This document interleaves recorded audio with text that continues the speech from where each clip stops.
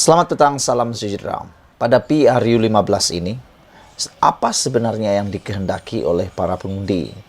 Ada pengundi yang mahu parti politik ini yang menang, yang ini menang, yang itu kalah, dan yang ini kalah. Walau bagaimanapun, malam ini aku nak kongsi dengan kamu semua. Apa sebenarnya yang pengundi mahu?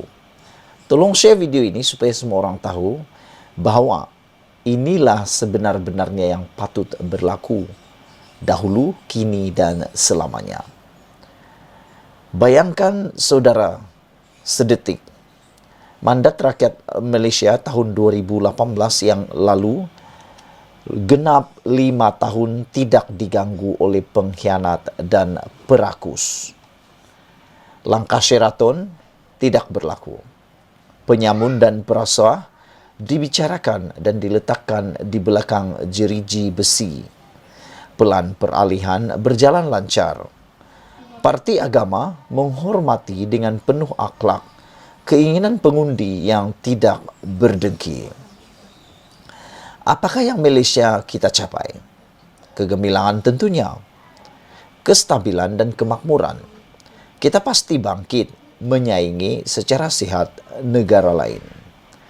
Jadi, bila ada parti mengakui menjajakan kestabilan dan kemakmuran, ia adalah argumen falasi bahawa mengundi parti terkenal rasuah dan penuh perasuah, mereka akan membenteras rasuah.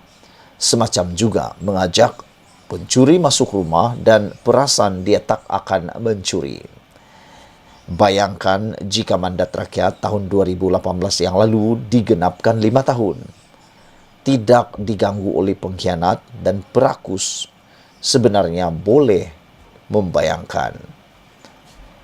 Sebab bayangan itu dapat dilihat pada Negeri Sembilan di bawah Pakatan Harapan. Negeri ini dapat dijadikan teladan dan contoh.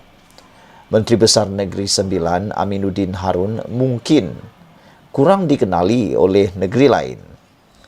Sejak di bawah PH, Negeri Sembilan mencipta peningkatan pelaburan. Negeri Sembilan berjaya mencatatkan nilai pelaburan sebanyak RM7.93 bilion pada tahun 2020 dan RM5.8 bilion pada tahun 2021. Pelaburan besar yang di bawah ini bukan sekadar ambil dapat, tetapi pelaburan berkualiti menerusi usaha Invest NS seperti pelaburan kilang baharu Dutch Lady Milk Industries bernilai RM400 juta yang dijangka mula beroperasi sepenuhnya dinilai.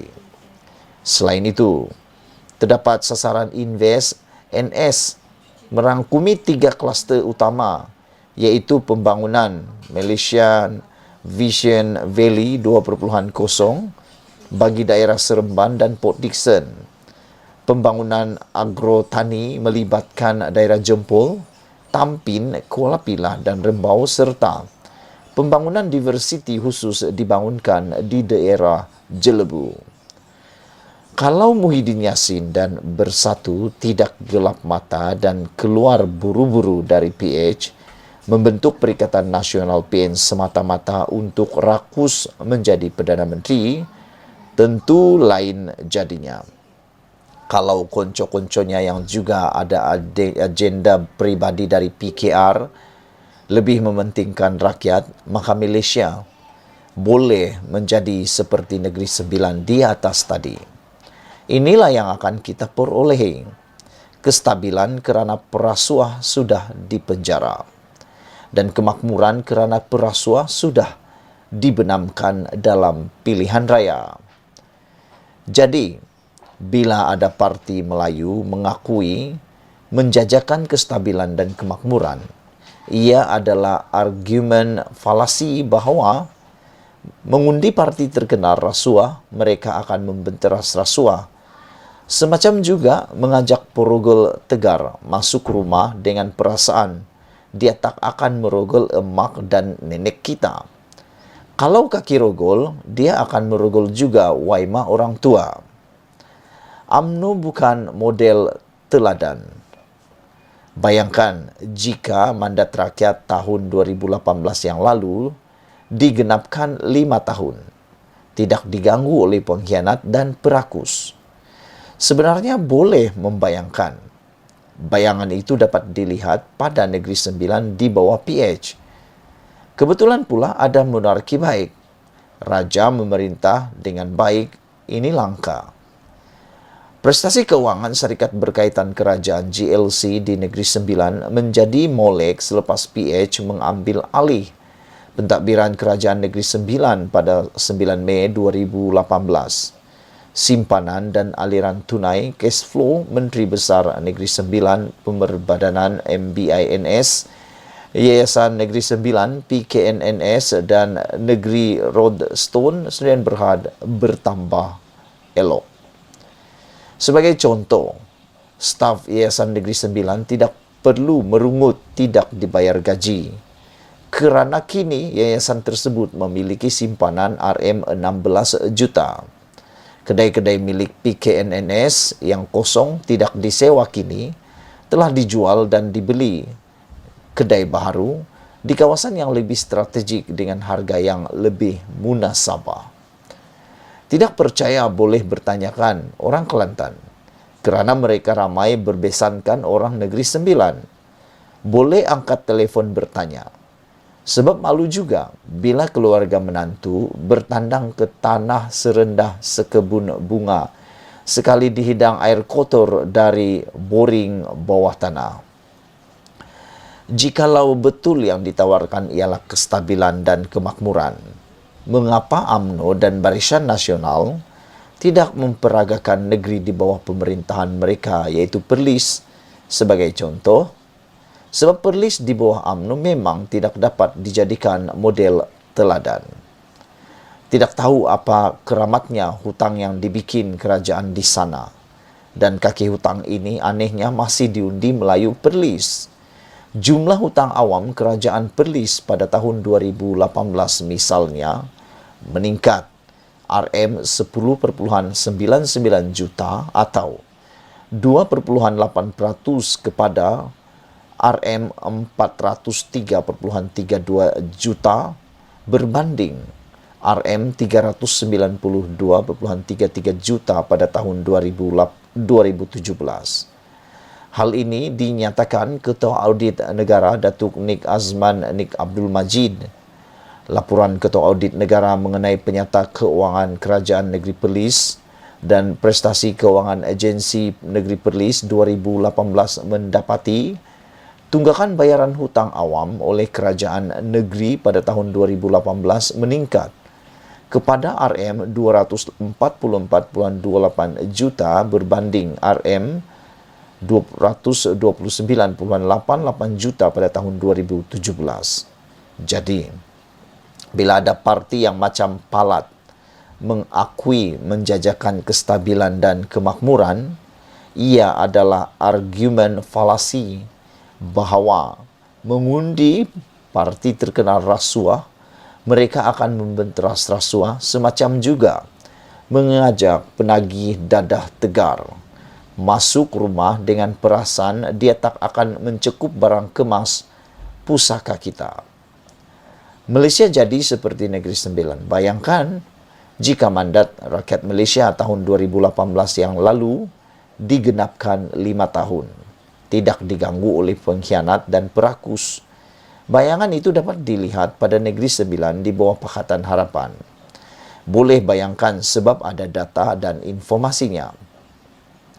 Negeri Sembilan, misalan, dalam tempoh 4 tahun sejak 2018, telah meningkatkan pelaburan asing FDI RM23.51 bilion dengan lebih 17,227 peluang pekerjaan ditawarkan. Negeri Sembilan telah menukar status tanah kediaman daripada pajakan kepada hak milik kekal, menaikkan allowance daripada RM900 sebulan kepada RM950 sebulan untuk 1,500 guru kelas agama dan fardu ain kafah, allowance Bilal daripada RM200 dinaikkan kepada RM500 dan allowance Siak daripada 200 dinaikkan kepada RM450. Tidak kedengaran pula kisah azan tak dapat dilaungkan. Tak kedengaran cerita merepek perbalahan kaum yang suka diapikan parti rasuah. Bahkan projek perumahan yang terbengkalai sejak zaman kerajaan negeri Amono di Taman Perpaduan Haid, Kuala Pilah juga dilunasi. Orang negeri menikmati cukai tanah dan cukai taksiran yang sama selama 5 tahun. Jadi, bila ada parti macam UMNO mengakui menjajakan kestabilan dan kemakmuran, ia adalah argumen falasi bahawa mengundi parti terkena rasuah mereka akan membeteras rasuah. Semacam juga mengajak biawak hidup masuk rumah dengan cita-cita ia tak akan membaham haiwan ternakan kita. Saudara-saudara, sebenarnya kalau Azmin Ali tidak kabur dan keluar gelojo lahap dari PH membentuk PN, tentu lain jadinya.